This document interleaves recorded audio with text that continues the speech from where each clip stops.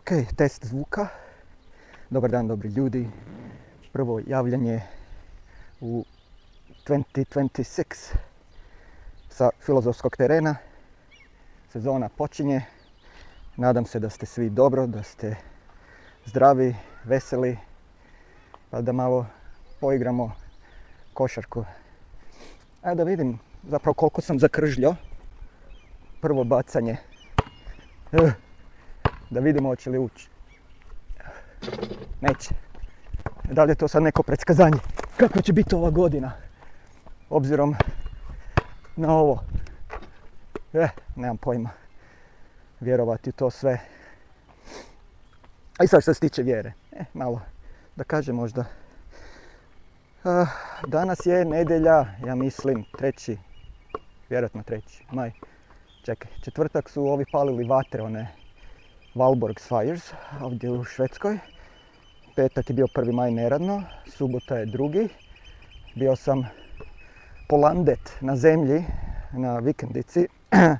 Malo popravlja auto. By the way, ako vam se ikad dimi lambda sond, nakon što ste ju čistili, to je zato što još izgaraju stari. Benzin nije se dovoljno osušilo, nemojte paničariti zbog svega toga. To je normalno. I zadnje, danas mora da je nedjelja onda.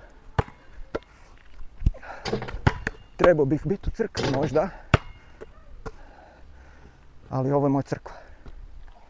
Odlučio sam se ipak za ovo prije nek padne kiša, kao bit će vremena ići i u crkvu. A iskreno, ovako razmišljajući, mnogo ljudi ide u tu crkvu samo da se pokazuje, da čisti svoju savjest. Rame. A ja,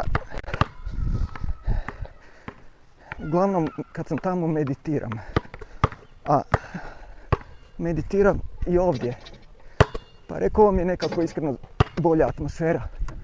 Zdravlje, vidi koliko ne mogu baciti. Pa sam se odlučio ipak otići na košarkaški teren i malo tu poigrat nego ići u crkvu. Right or wrong.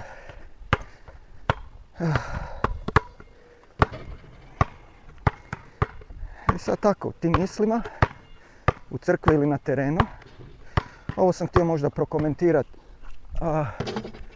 Kako čovjek lako zabludi. Ono što sam napravio, kupio sam jedan stock market, kako se to kaže, dionice jedne firme koja mi se čini da je pametno uložiti, koja se bavi kopanjem, izvlačenjem nafte iz zemljišta u Americi. Jel?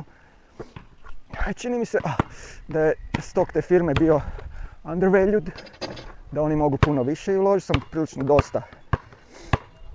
Baš prije nego ovaj idiot Trump odlučio udariti po Iranu i potjerati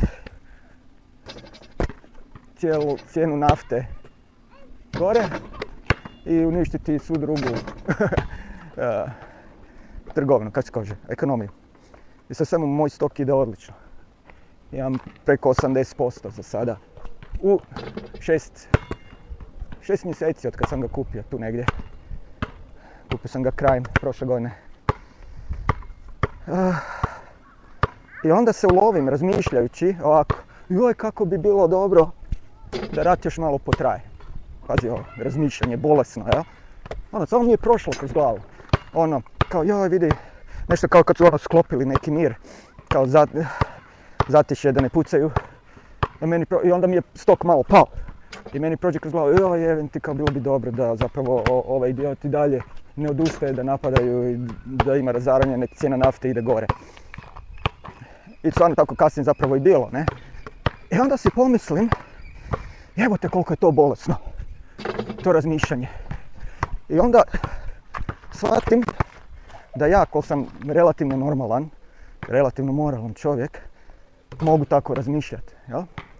Pa kako onda tek ovi sociopate na Wall Streetu, koji u životu nisu valjda imali trenutak emocije, ni nemaju valjda ni djecu, ni ništa ne znaju, nego samo gledaju te ekrane i gledaju kako taj njihov virtualni novac raste, jel? Ni ne znaju što je ljudska patnja, ljudski život,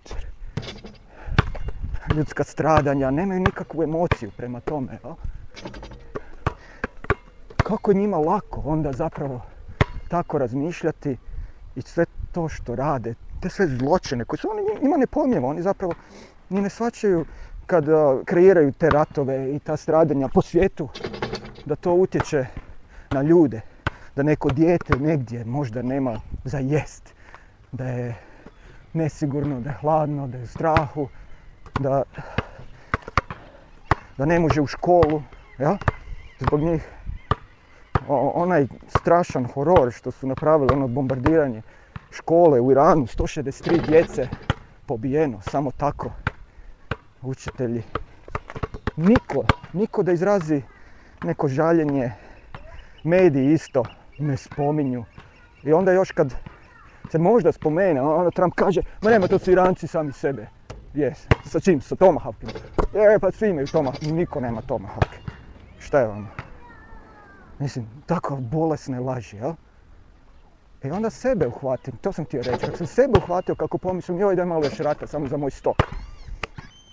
Da bi se odmah presjekao, naravno, i rekao, koji si ti bolesnik, ono šta je tebi. Ali hoću reći kako je to lako. I onda za čovjeka koji nema moralni kompas nikakav, ne čudi me. Jer cijelo vrijeme se čudiš ovim bolesnicima, kako mogu biti takvi zločinci. Onda ti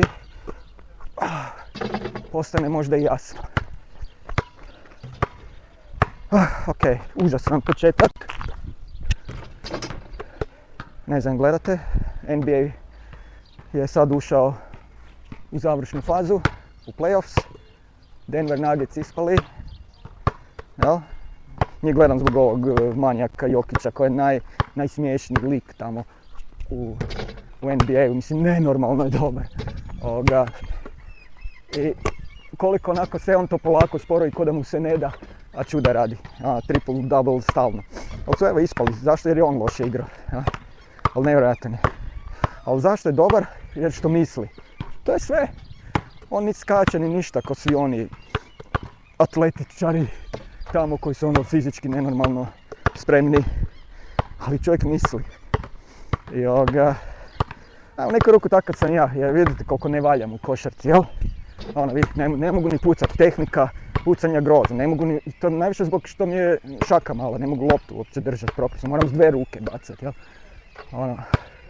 Prilagodio sam stil svojim fizikalnim sposobnostima i karakteristikama. A nemam ni visinu, ja sam 180. Ali sam zapravo uvijek bio u stanju dobru kontribuciju napraviti svom timu i uglavnom smo pobjeđivali. Jer sam uvijek razmišljao, dobro upošljavao svoje suigrače koji su imali možda i visinu, koji su znali pucati. Kad bi se oni našli u poziciji, ja im dam loptu. Naravno to onda uvijek i defanzivna igra, otimanje lopti, pressing na protivničke igrače, nabijanje tempa. Jednostavno kontroliraš dinamiku cijele igre. Što je velika stvar zapravo. Na kraju sve ispadne mind game. Manje sve to physical. Ali eto, ja kao takav, recimo, kad smo išli na testiranja, kao mladi, išao sam u Cibonu, što je nekad bio jak košarkaški klub u bivšoj Jugi. Išao sam na testiranja za tim i naravno nisam prošao, dići ja sa 180 i sa ovakvim pucanjem u koš kako ide. Jel? Bilo je puno boljih ljudi za to. Tako da nisam prošao, ali kažem, mogu sam ipak živjeti. Ništa, toliko to. Prvo javljanje, zagrijavanje i mala refleksija, znači na Wall Street bolesnike i kako čovjek lako to postane ako ne stane i malo ne razmisli i ne sagleda se. Pouka u svemu, uzmite trenutak da uvijek sagledate sebe i svoje ponašanje i svoje razmišljanje. Nije samo ponašanje, nego i misli kakve su vam. Ok, ajde, bok, do sljedećeg javljanja. Pa zaboravio sam, pa ja trebam tricu baciti na kraju, jel tako? Uvijek tako završim s tricom. Pa idem sad na centar ovog igrališta, ovo je malo igralište. Centar je kod trica. Kratko. Malo jače, dakle. Smjer je bio dobar. Evo ga. Small adjustment. And we're done. Over and out. Vidimo se uskoro.